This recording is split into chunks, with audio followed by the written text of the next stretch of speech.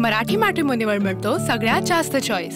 मराठी मॅट्रिमोनीने लाखो स्थळं जुळवली आहेत। यापेक्षा चांगली गोष्ट काय असू शकते? मराठी माणसांची number 1 choice Marathi matrimony. Pawar म्हटलेत की मी स्वतःच पत्रकार परिषद घेतोय आणि पुण्यातल्या या जमीन घोटाळ्याच्या प्रकरणासंदर्भात ते स्वतः अभ्यास करून बोलणार आहेत त्यांचं म्हणणं आहे। काल संध्याकाळी ज्यावेळेला आमच्या दिवसभरातल्या पश्चिम महाराष्ट्रातल्या बैठका संपल्या त्यावेळेला मी पण त्यावेळेला उपस्थित होतो।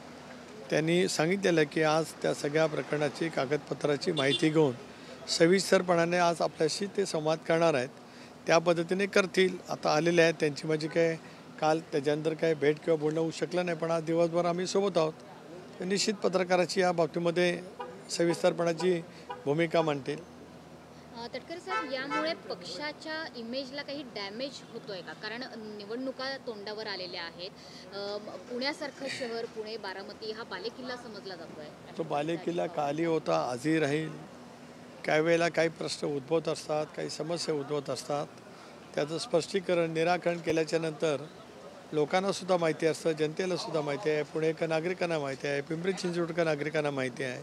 आणि त्याच्यामुळे मला त्याचा काही परिणाम निवडणुकीवर होईल असं बिलकुल वाटत नाही।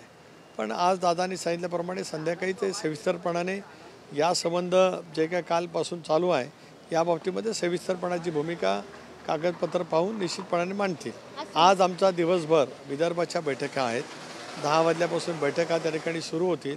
विदर्भातल्या 11 जिल्ह्यांतील प्रमुख सहकाऱ्यांना आम्ही बोलवलेलं आहे।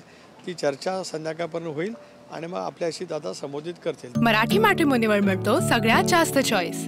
मराठी मॅट्रिमोनीने लाखो स्थळं जुळवली आहेत। यापेक्षा चांगली गोष्ट काय असू शकते? मराठी माणसांची नंबर 1 चॉईस मराठी मॅट्रिमोनी।